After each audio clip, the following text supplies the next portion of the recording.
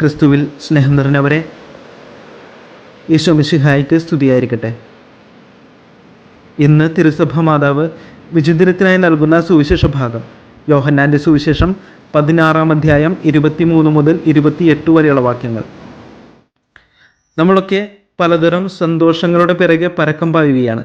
ജീവിതത്തിൽ സന്തോഷവും സമാധാനവുമൊക്കെ എത്തിപ്പിടിക്കുക എന്നതാണ് ഓരോ മനുഷ്യൻ്റെയും പരമമായ ലക്ഷ്യം. ഇന്നത്തെ സുവിശേഷത്തിലൂടെ നമ്മുടെ സന്തോഷം അതിൻ്റെ പൂർണ്ണതയിൽ എത്തിച്ചേരുവാൻ ഈശോ തന്നെ ഒരു മാർഗം നമ്മളെ പഠിപ്പിക്കുകയാണ്. യേശു മാർഗം. നിങ്ങൾ എൻ്റെ നാമത്തിൽ പിതാവിനോട് ചോദിക്കുന്നതെന്തും അവിടുന്ന് നിങ്ങൾക്ക് നൽകും എന്ന് ഈശോ തൻ്റെ ശിഷ്യന്മാർക്ക് ഉറപ്പ് നൽകുന്നുണ്ട്. അവിടുന്ന് തുടർന്ന് പറയുന്നു, അതുമൂലം നിങ്ങളുടെ സന്തോഷം പൂർണ്ണമാവുകയും ചെയ്യും.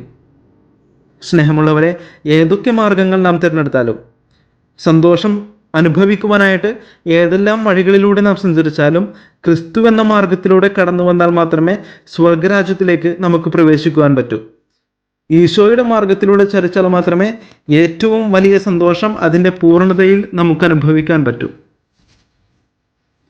ഈ ലോക ജീവിതത്തിലെ സന്തോഷം അതിൻ്റെ പൂർണ്ണതയിൽ അനുഭവിക്കുവാനും വരാനിരിക്കുന്ന ജീവിതത്തിലെ നിത്യമായ ആനന്ദം സ്വീകരിക്കുവാനും നമുക്ക് സാധിക്കുന്നത് യേശു എന്ന ഏകമാർഗത്തിലൂടെ നാം സഞ്ചരിക്കുമ്പോഴാണ്. ദുഃഖങ്ങളും സഹനങ്ങളും കഷ്ടതകളുമൊക്കെ നേരിടുമ്പോൾ നിരാശയിലും പരാതിയിലുമായ ജീവിതം ഒതുങ്ങിപ്പോകുന്നത് ഈ ക്രിസ്തുവിൻ്റെ വഴി മനസ്സിലാക്കാത്തത് കൊണ്ടാണ്, അല്ലെങ്കിൽ ഈ വഴി മറന്നു പോകുന്നത് കൊണ്ടാണ്. റോമാക്കാരുടെ ലേഖനം 8-ാം അധ്യായം 35-ാം വാക്യത്തിൽ പൗലോസ് അപ്പോസ്തലൻ പറയുന്നു, ക്രിസ്തുവിൻ്റെ സ്നേഹത്തിൽ നിന്ന് ആര് നമ്മെ വേർപെടുത്തുമെന്ന്.